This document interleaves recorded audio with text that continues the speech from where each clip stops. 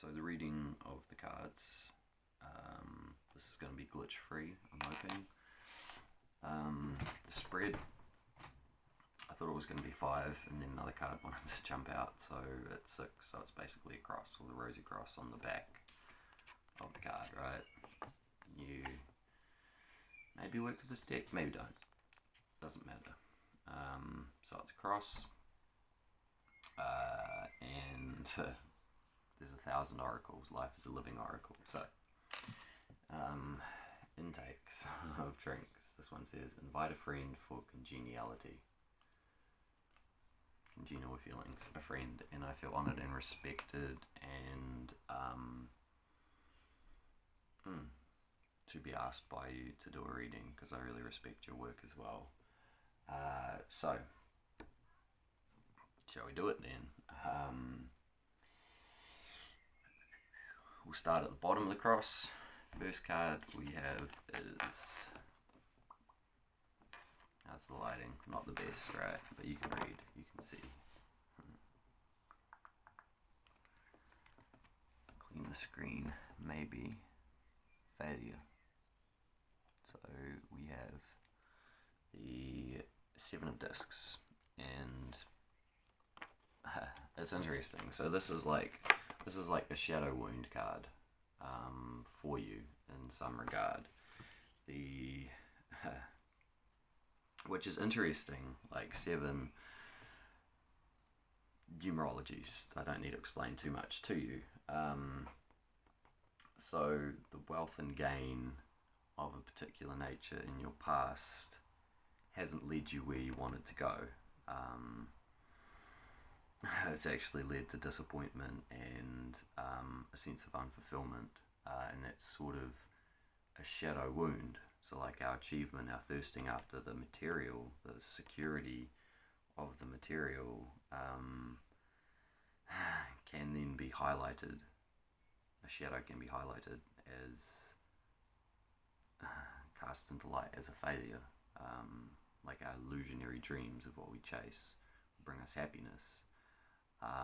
So there's a sense of failure to be looked at as a under table, under earth wound, like a root wound in your self, in your genealogy, in your bloodline, of successive striving towards material wealth, health, status, that has been a pursuit but has led to failure. Would that be things falling apart, or as I said, the illusionary world, like this is under the surface, buried, but like all good seeds, even a shadow seed needs to grow. If you understand what I mean, can grow into a beautiful tree. What do trees give us? Shade when it's hot. My attire is because it's very hot today, so even the shadow seeds need attention and looking at and care and tending for us to get where we need to go. Very important work. So, understood fairly well, I hope. And so it is still a cross spread, but it's slightly different. That's a separate card in a way, but it ties into the rest and it does form a cross, right? That's like the little bit buried in the ground, the stake, the point. And it's now into a Maltese cross. We'll separate this card out. Underground, done. So we'll go straight up and then left to right, Maltese cross. You understand? So this represents south. South. This is 11. Lust, which is the redoing of strength in the traditional decks, and in my podcast I talk about this particular card and my understanding of it, right? Failure, right, is number 7. This is the beast of the Bible, the whore of Babylon, with the chalice of fertility and the 7-headed beast. Passion, lust for life, doing it for the thrill of it, taking the ride, the wild ride at times. The beast is representative of the 7 heads that we feed. whether it be our 7 sins, 7 virtues, right? It's the same coin. It's just what side it's landing on, or what side we're presenting, or what side we're actually dealing with, or where actually we find the middle ground of the two, because there is a middle ground of both of these things. The beast is leashed, but it can take off. So the rider is representative, rider-waite deck, like the journey, and where things are being steered and where you are going. And this is foundational, and this is about the heart. This is about the earthly plane of existence, and the heart spaces and foundations. So it's a card about choices, about control of desires and passions to actually really achieve and have a beautiful life and be of service and have it being successful to your aims, to everyone else's aims, to where it goes, which we'll go to. Where will we go left?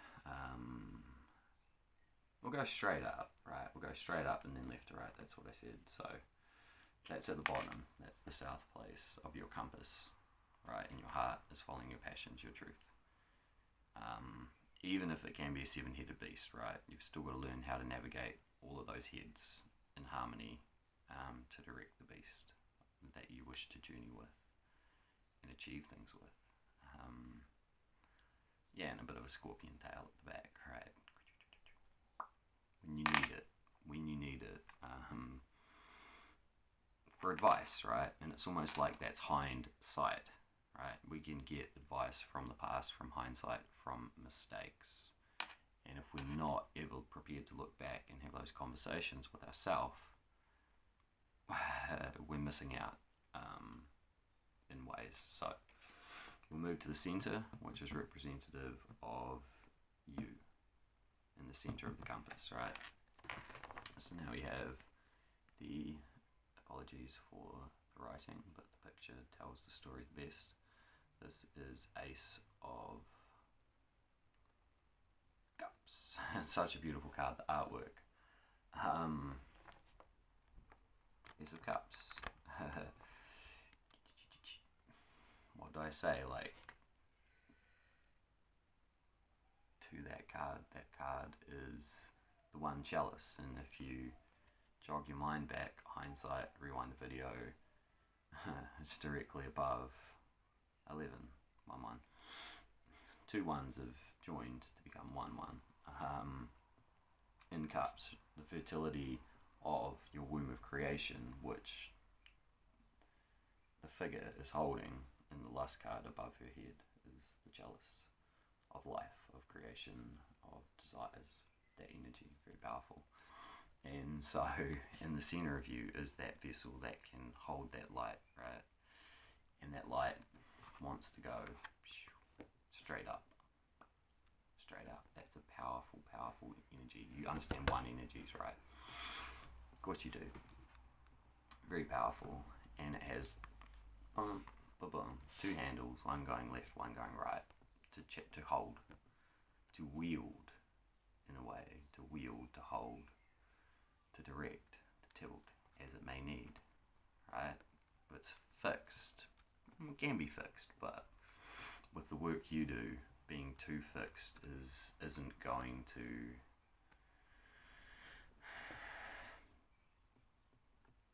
isn't necessarily of the most service to everybody else with this. Okay, right. You understand the pictures, the iconography. That's the channel, and we're talking about the world behind, the webbed world behind the lattice of the reality we live in, which can seem different from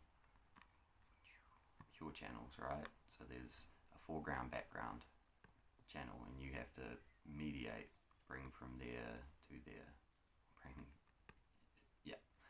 bring that pure light into the web, or into the threads, I should say, that can disperse it where it needs to go. And this is your center. This is what you do. Give it out where it needs to go, and you do it very, very well. So that's the centre of your compass. We've done south. We'll go north. There's a little creature there, a golden deer, which is wonderful. So, at the top of the north, right, which is, directions, this, but at least in this system, it's the mental realms, it's the head, it's the ethers, it's air, it's swords, right, and you've got the 0 point there, you've got the totality there above you to call on, that light source, boom, coming down directly to you, and and it's a fun energy. There's two sides to it. There's the fun energy, but there's also the misunderstood energy. There's the savant energy. There's the subtle energy of the fool who can deliver the message in a comedic way. Everyone's laughing. They can go home later and be like, oh wow, there was profound truth in that. There's a way to play a fool successfully, very successfully, but it's a tough ask at times. And so in the mental realm, or in the sword realm of passing on information and channeling, you don't necessarily want to look foolish in that regard, but at the same time, if we're not prepared to make a mistake, be human, like play comedic roles within the work we do, you're going to lose an audience. Not everyone's going to turn up for the drama. Not everyone's going to turn up for the one flavour. Hence a play, you need the comedic interjection, the comedic character Harlequin. Read into it, look up about it. They're a character that guides and directs the main players of the story in a subtle way. They do it in a subtle way, but they drive the story forward, right? That's their role. That's what they do. They don't need the limelight as much. They get their limelight, they get their laughs, right? There's punctuation points, but they're not the main stars of it, unless you want to run a pantomime. But do you want to run a pantomime where everybody's this character? Maybe not. So the fool is a very wise figure who realizes there's no point for a journey. Well, they realize what the whole journey is about, but they have to fracture that and bring that down. That channel comes down and has to be dispersed where it needs to go, which is left side, right side, in all the points in between those all places, right, in every direction, like a compass. It's above, so below, so to the side, so to the other side, a circle with the wheels, tarot, rotations. Yeah, and they all move, right? And that's a good reminder of the fall is not to be fixed. You tumble over, you do a headstand, you're that way, you're this way. Brings a liveliness and a joy and a mirth to the experience that people love. If you want to get a message across, if you have people laughing, you can tell the most serious truths, and they're not rejected. They're accepted, they're felt on a physical level in the belly. Like, you laugh, the belly moves. So it's going to be accepted deeply with the skill of being able to add comedic interjections and guide through that. Boom. Okay, now moving on, we will go left to right, as we normally read.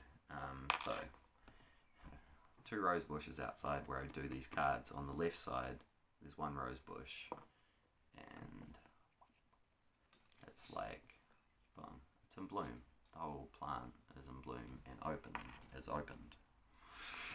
And omens everywhere, life's a living omen. So on this side, we'll look at it. On the left side, two of my cards came up. Funnily enough, 38 life path number. So we have the beautiful figure of the Queen of Cups. Do I need to say much about doing oracle work and why most people who do oracle work are females? Because the intuition, the channeling, is you can do from up here, That's dry. You do with water, with the feminine component, which complements the knowledge. You will travel in a different way, in an emotional way that reaches people, that they feel. Right? They may not understand, but they will feel, and in some ways, better or worse, but it's like you'll engage an audience longer through feeling than, let's say, through thinking sometimes, right? Because we are feeling creatures. So of course that's the Queen of Cups. That's like 3 energy, that's 8 energy, that's 11 energy, the messenger energy. Saint Gabriel watches from, that's the feather there above the doorway, Saint Gabriel. Messenger angels.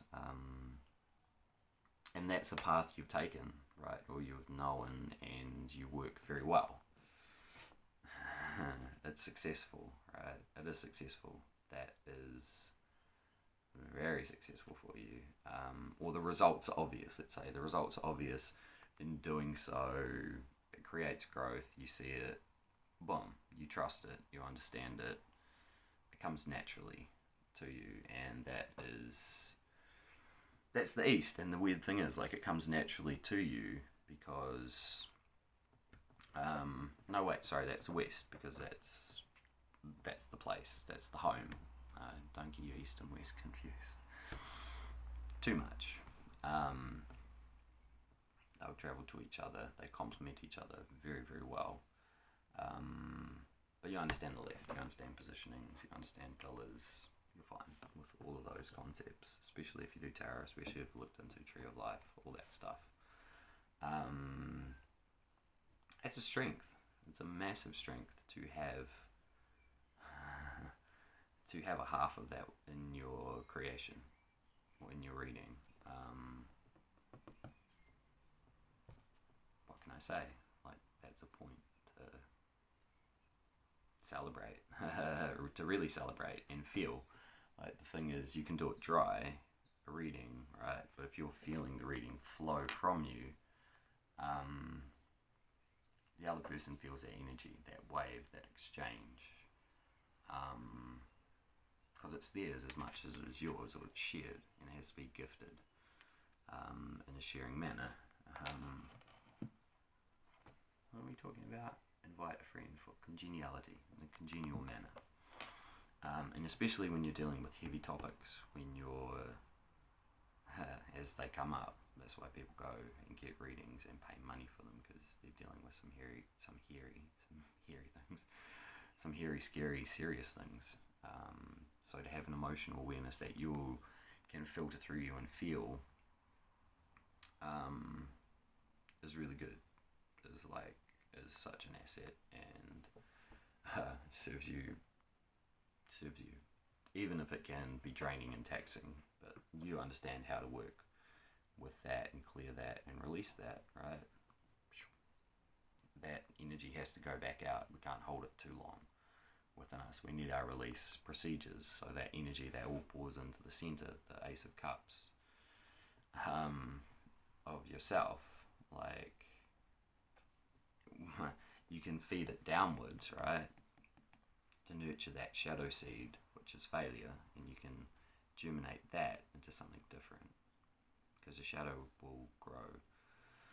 And that's not a bad thing. It's not a bad thing at all to let the shadow grow. As the tree grows, the shadow will grow. It's natural. It's how it works. And it's just being mindful of that and aware of that, right? And the other stuff, you need release as well. The water flows down from the Ace of Cups, and the light path comes down into that cup to wash it out, to cleanse it, to bathe it, right? And the tears go down, the light channel gets sent up, right? And the cup is clean again for next work, for the next mission, right? Not cleansing your cup between readings is your vessel of yourself, is going to make life confusing, or going to make the readings confusing and difficult. And I'm learning this too.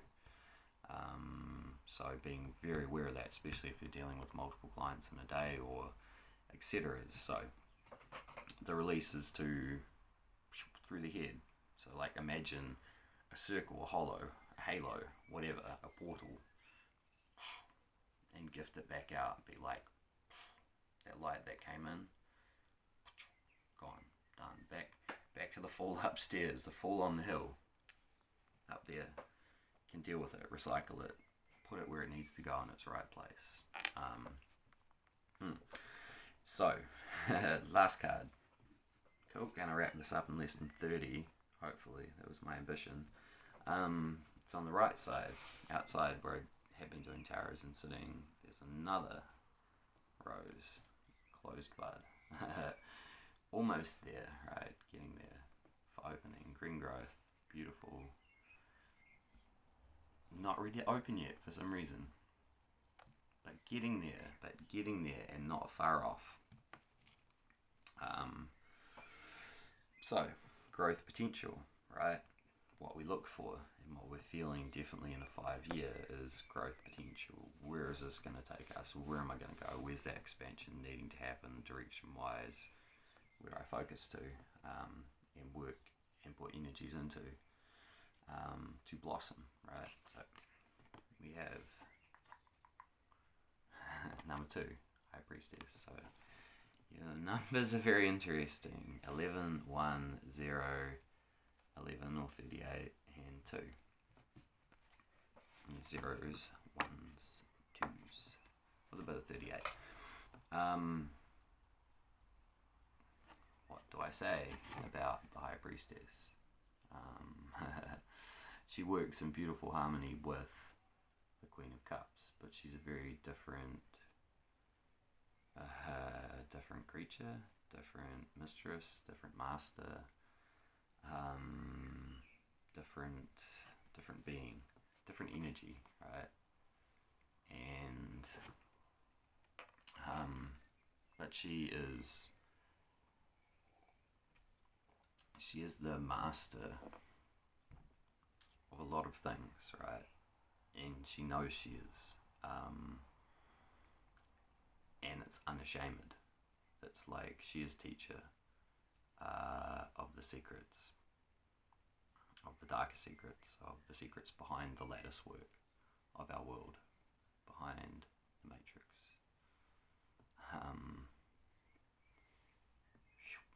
Behind that, the wizard behind the curtain of Oz, right? Isn't that weird, little man? Could be, but the High Priestess represents the mystery behind that, and she will ask for a lot. She will ask for a lot to be a companion with you in readings, in your life, in your journey. And the interesting thing is, like, she's on the right side, on the driving side, on the masculine side. She's like your hand. When you need me, you're going to have to go for it. You're going to have to want it. You're going to have to accept a drive to actively seek, right? Rather than passive receptivity. This is like she's going to ask of you to actively search and question and drive towards the understandings you want to get and have, and she will give them to you. But she's not an easy person to, she's not easily bought. Like, she's not easily bought. Like, no, you know, like, oh, I lit a candle and said her name. Like, when do I know these things? No, you have to work through you have to work through a bit of yourself to be, it sounds weird to say, but deemed worthy of her time.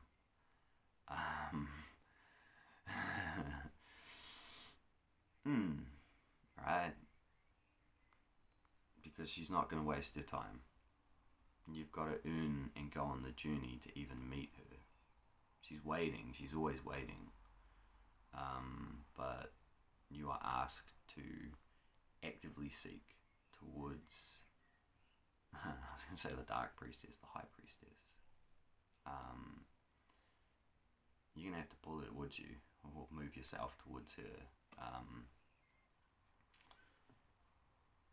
to open up and have a balanced way where your cup is steady, where you are steady, where your vessel is steady and not going to tilt, too much. So the processes of the cleansing can happen. The processes of the shadow growing can be understood. She will teach you that and how to work with that within yourself and within others in appropriate ways. She will also teach you everything else in the reading, right? She will teach you. She can teach you that, how to make it work in a balanced, in a harmonious way. Because this is like, the interesting thing is I said I'd do a 5 and a 6 card reading for you. And I thought it was going to be 2 readings, but it's just 1. She's telling me this now. It's like, yeah, why do it twice, right? It's all here. She works in great ways. She's so beautiful. She's so beautiful. So, I will possibly end it. Oh, excuse me. Not quite end it there, but I will do the flip and the little show. And whoa, how does that work? How do I do the flip? No, it just does that. Okay, that's fine. I'm not allowed to do the flip, so I'll do it that way. So we have our 4 card cross, our balance, like Maltese cross, which is 5 with you in the center, and the left side, and the right side. Sorry for the quality and my shakiness. Been a long day. Yeah. And then we have the stake, the mistake part buried below the surface, that you'll understand perfectly what that means to you and things, and like just the way the whole everything is set up. My lovely little figure of the moon, of the Lady of the Mysteries, is looking towards the side where the growth needs to happen and what you need to do, and you know this, and you will do it, and it's going to work really well for you. Take that journey and trust in that journey, and know you'll get what you need out of it. Cool. And that is that. The 5 and the 6, right? That's the 6th part.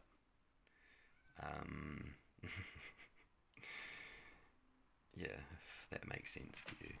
If that makes sense, that should make sense to you. In some ways. So we'll do that. The cards will go where they need to go. Tonight, sit there. You'll watch this when you need to watch this. You can respond with whatever you need to respond with. A question, a query, I didn't quite understand this part. Question is fine. Could you please explain that again? Easily done. And yeah, that's a wrap, I think.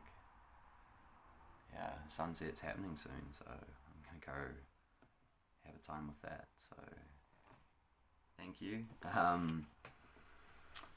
Yeah, and like let me know. I'm curious. I'm always curious, and that's my own thing, like the curiosity aspect to it, is I am really curious about how that affects beings, like whether it's, what happened with it, what did it mean, like where did you go with it. You get to find out all those things at a certain point in time, and it's not up to me to decide or fish or solicit that, because some things just are a lot longer. But this is talking about patterns of this year, old wounds, things needing to be addressed from last year as well, and now's the time to do it, to really get some great, beautiful things happening next year. And you'll do that. You will. Like that, easily, with the help of working with this High Priestess. So thank you, and it's been fun. It's been really interesting, really valuable for me to look at this. And intuitive work, every reading's unique. None is the same. Like, there's no pattern or formula. It just comes out as it comes out, and I trust it. And so thank you, and enjoy this, and enjoy. Yeah, enjoy, and I hope it's been good for you. Okay, thank you. Bye. Bye.